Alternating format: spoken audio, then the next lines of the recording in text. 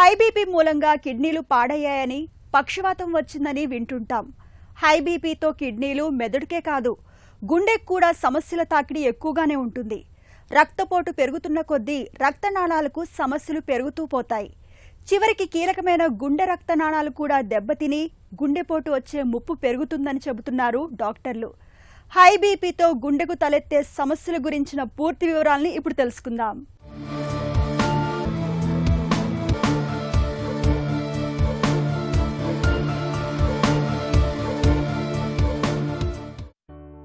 మనిషి ప్రశాంతంగా ఉన్నాడు.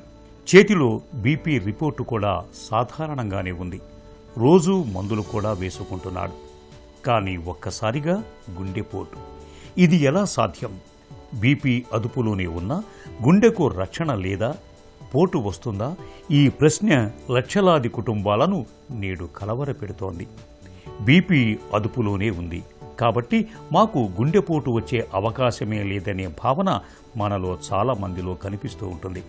కానీ నిజానికి బీపీ సాధారణంగా ఉన్న వాళ్లలోనూ గుండెకు రక్తాన్ని మోసుకెళ్లే రక్తనాళాల్లో నిశ్శబ్దంగా అడ్డంకులు ఏర్పడుతూ ఉంటాయి. బీపీ అనేది గుండెపోటుకు కారణమయ్యే ఒక రిస్క్ ఫ్యాక్టర్ మాత్రమే. హార్ట్ అటాక్కు అసలు కారణం రక్తనాళాల్లో కొవ్వు పేరుకుపోయి బ్లాక్ ఏర్పడటమే. ఇలా బ్లాక్స్ ఏర్పడటం అనేది రక్తపోటు సాధారణంగా ఉన్నా కూడా జరగచ్చని చెబుతారు డాక్టర్లు. సో బీపీ కంట్రోల్లో ఉన్నది అని చెప్పడానికి మనం ఆ బీపీని ఎలా చెక్ చేస్తున్నాము అనేది చూడటం కూడా చాలా ఇంపార్టెంట్ అండి. అంటే ఉదాహరణకి ఇప్పుడు మనం ఒక రోజు మొత్తంలో చూసుకుంటే జనరల్గా చాలామంది పేషెంట్స్కి ఉదయం పూట అంటే ఉదయం 4 నుండి 10 మధ్యలో బీపీ అనేది బాగా ఎక్కువ ఉండే అవకాశాలు ఉంటాయి.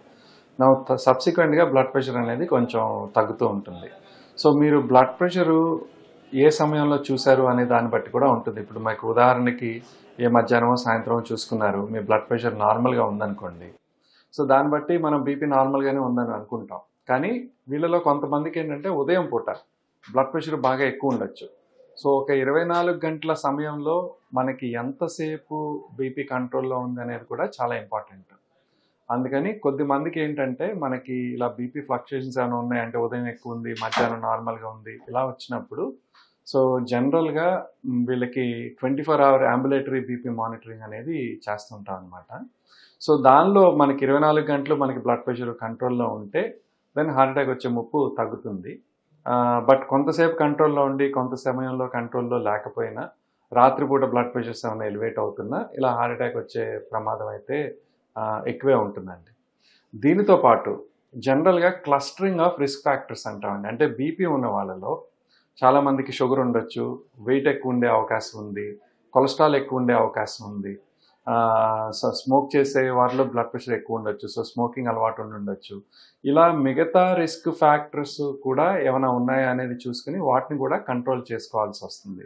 సో కొద్దిమందికి ఏంటంటే బీపీ కంట్రోల్లో ఉన్న మిగతా రిస్క్ ఫ్యాక్టర్స్ కంట్రోల్లో లేకపోతే కూడా హార్ట్ అటాక్ బారిన, గుండె జబ్బుల బారిన పడే ప్రమాదం ఉంటుందన్నమాట. మన గుండెకు రక్తాన్ని తీసుకెళ్లే నాళాలను కరోనరీ ఆర్టరీస్ అంటారు. ఈ నాళాల్లో కొలెస్ట్రాల్, కొవ్వు కణాలు పేరుకుపోతే బ్లాక్ లేదా ప్లాక్ ఏర్పడుతుంది. ఇవి ఒక్కసారిగా పగిలినప్పుడు రక్తనాళంలో రక్త ప్రసరణ ఆగిపోతుంది. అప్పుడే హార్ట్ అటాక్ సంభవిస్తుంది. ఈ ప్రక్రియకు బీపీ ఒక్కటే కారణం కాదు, చాలా కారణాలే కనిపిస్తాయి. ముఖ్యంగా షుగర్ జబ్బుతో బాధపడుతున్న వాళ్ళు, పొగ తాగేవాళ్ళు, రక్తంలో కొలెస్ట్రాల్ శాతం ఎక్కువగా ఉన్నవాళ్ళు, కుటుంబంలో గుండెపోటు చరిత్ర ఉన్నవాళ్ళు, వ్యాయామం లేకుండా శరీరానికి ఏమాత్రం శ్రమను కల్పించని వాళ్ళు, వీళ్ళందరికీ బీపీ సాధారణంగా ఉన్న మిగతా వాళ్లతో పోలిస్తే గుండెపోటు ముప్పు బాగా ఎక్కువగా ఉంటుంది.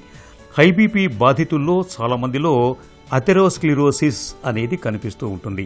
ఇందులో రక్తపోటు కారణంగా రక్తనాళాల గోడలు క్రమంగా దెబ్బతినిపోతూ ఉంటాయి. ఈ పరిణామం కూడా గుండెపోటు ముప్పును పెంచుతుందని చెబుతారు నిపుణులు. సో జనరల్గా బీపీ ఎక్కువ ఉన్న వారిలో ఇతర రిస్క్ ఫ్యాక్టర్స్ కూడా ఉండే అవకాశాలు ఎక్కువ ఉంటాయండి. సో అందుకని ఇటువంటి వారిలో మిగతా రిస్క్ ఫ్యాక్టర్స్ కూడా ఏమైనా ఉన్నాయా అంటే షుగర్ ఎలా ఉంది, కొలెస్ట్రాల్ ఎలా ఉంది, కిడ్నీ పనితీరు ఎలా ఉంది, ఇలాంటి బేసిక్ టెస్టులు కొన్ని చేసుకోవటం అనేవి అవసరం అనమాట. అదేవిధంగా బీపీ ఉన్న వారిలో మన శరీరంలో అన్ని అవయవాల్లోనూ ఎఫెక్ట్ అనేది కనిపించవచ్చు. గుండెకు సంబంధించిన జబ్బులు అనేవి వచ్చే అవకాశం ఉంటుంది. సో ఇటువంటి వారిలో ఏంటంటే ఈసీజీతో పాటు ఎకో పరీక్ష చేయటం, కొద్ది మందిలో అవసరమైతే ట్రెడ్మిల్ టెస్ట్ కానీ, సిటీ కాల్షియం స్కోర్ కానీ ఇలాంటివి చేసుకుంటే గుండెకు సంబంధించిన సమస్యలు ఏమన్నా ఏర్పడుతున్నాయా బీపీ ఉన్న వారిలో అనేది మనం నిర్ధారించుకోవడానికి అవకాశం ఉంటుంది. సో అదేవిధంగా బీపీ ఉన్న వారిలో కొంతమందికి ఈ ప్రెషర్ ఎక్కువ ఉండటం వల్ల కన్ను దెబ్బతినొచ్చు లేదా కిడ్నీ దెబ్బతినొచ్చు. సో అందుకని జనరల్గా కిడ్నీ ఫంక్షన్ ఎలా ఉన్నది అనేది కూడా ఒకసారి చూసుకుంటే మంచిది. అండ్ సిమిలర్గా ఒకసారి అప్పుడప్పుడు మధ్యలో ఐ చెకప్ చేసుకోవడం కూడా ఇంపార్టెంట్ అనమాట. సో ఇలాంటివి చేసుకోవడం ద్వారా మనకి ఈ ఫస్ట్ బీపీ కంట్రోల్ చేసుకోవడం అనేది చాలా ఇంపార్టెంట్. ఆ కంట్రోల్ చేసుకోవడంతో పాటు ఏదైనా సమస్యలు తలెత్తితే, అంటే ఇతర అవయవాలు ఏమన్నా ఎఫెక్ట్ అయితే వాటికి సంబంధించి ట్రీట్మెంట్ కూడా తీసుకోవడం ద్వారా మనం సమస్య పెద్దది అవ్వకుండా నివారించుకోవడానికి అవకాశం ఉంటుంది. హార్ట్ అటాక్ ఎప్పుడూ సినిమాల్లో చూపినట్టుగా ఉండదు. కొన్నిసార్లు గ్యాస్ ప్రాబ్లంలా ఉంటుంది, భుజం నొప్పిగా అనిపిస్తుంది, చెమటలు పట్టచ్చు, విపరీతమైన అలసట వస్తుంది. ఈ సంకేతాలను నిర్లక్ష్యం చేస్తే ప్రాణాలకే ప్రమాదం. ఈసీజీలో తేడాలేవీ కనిపించలేదని, గుండెపోటు ముప్పు లేదనుకోవటం సరైంది కాదు. ఈసీజీ అనేది ఆ క్షణంలో గుండె స్పందనల్లో కలిగే మార్పుల్ని మాత్రమే సూచిస్తుంది. ఈసీజీ సాధారణంగా ఉన్నా కూడా హార్ట్ అటాక్ రావచ్చని గుర్తుంచుకోవాలి. గుండెపోటు తాలూకు అనుమానిత లక్షణాలు కనిపిస్తున్నప్పుడు ఈసీజీతో పాటు ఆలస్యం చేయకుండా 2D echo, TMT, lipid profile, అవసరమైతే సిటీ యాంజియో కూడా చేయించుకోవటం అన్ని విధాల మేలు. బీపీ ఎక్కువ ఉన్న వారిలో ఫస్ట్ థింగ్ ఏంటంటే లైఫ్ స్టైల్ చేంజెస్ అనేవి చాలా ఇంపార్టెంట్ అండి. ఈ లైఫ్ స్టైల్ చేంజెస్లో ఏంటంటే ఆహారం అనేది చాలా ఇంపార్టెంట్. ఆహారంలో ఏంటంటే మెయిన్గా సాల్ట్ అనేది బాగా తగ్గించాలి. ఇప్పుడు మనం తీసుకునే జనరల్ ఇండియన్ ఆహారంలో సాల్ట్ జనరల్గా పెరుగులో ఉప్పు వేసుకుంటూ ఉంటాం, అది తీసేయటం మంచిది. లేదా పచ్చళ్ళు ఎక్కువ తీసుకుని ఉంటాం మనలో చాలామంది. ఈ నిలవ ఉండే అన్ని పచ్చళ్ళల్లో కూడా మనకి సాల్ట్ అనేది ఎక్కువ ఉంటుంది. సో అందుకని వీలైనంత వరకు ఆ పచ్చళ్ళు ఒకటి తగ్గించుకోవటం. మూడోది ప్రాసెస్డ్ ఫుడ్స్ అండి. సో అది తగ్గించుకోవటం అనేది చాలా ఇంపార్టెంట్. గ్రీన్ లీఫీ వెజిటేబుల్స్ అంటే ఆకుకూరలు ఎక్కువ తీసుకోవటం, ఫ్రూట్స్ ఎక్కువ తీసుకోవటం, మరీ ఎక్కువ ఫ్యాట్ లేని డైరీ ప్రోడక్ట్స్ అంటే ఇప్పుడు మీగడ తీసేసిన పాలు కానీ, లేదా మన ప్యాకెట్ పాల్లో కూడా మనకి తక్కువ ఫ్యాట్ ఉండే పాలు దొరుకుతుంటాయి, అలాంటివి తీసుకోవడం కానీ. వీటితో పాటు హోల్ గ్రెయిన్స్ అంటే ఇప్పుడు ఉదాహరణకి రైస్ ఎక్కువ మంది తీసుకుని ఉంటాం. ఆ రైస్లో మనం బాగా పాలిష్ చేసిన రైస్ కాకుండా బ్రౌన్ రైస్ లాంటివి అంటే దంపుడు బియ్యం లాంటివి వాడుకోవటం, రాగి కానీ జొన్న కానీ ఇలాంటివి మనకి ఇష్టమై తీసుకుంటే వీట్ కానీ ఇలాంటివి తీసుకోవటం ద్వారా మనం బ్లడ్ ప్రెషర్ని తగ్గించుకోవడానికి అవకాశం ఉంటుంది. వీటితో పాటు ఆహారంతో పాటు రెగ్యులర్ ఎక్సర్సైజ్ చేయటం అనేది చాలా ఇంపార్టెంట్. ఎక్సర్సైజ్ చేయటం ద్వారా మన రక్తనాళాలు కొంచెం ఎక్స్పాండ్ అయ్యి బ్లడ్ ప్రెషర్స్ అవి తగ్గే అవకాశాలు ఎక్కువ ఉంటాయి. వీటితో పాటు మన అలవాట్లు కూడా చాలా ఇంపార్టెంట్ అండి. అంటే స్మోకింగ్ చేసేవారు స్మోకింగ్ మానేయటం, ఆల్కహాల్ వీలైనంత వరకు తగ్గించేసేయటం ఆర్ మానేయటం, ఇది కూడా చాలా ఇంపార్టెంట్. అండ్ కనీసం 6 నుండి 8 గంటల నిద్ర అనేది కూడా చాలా ఇంపార్టెంట్ అండి.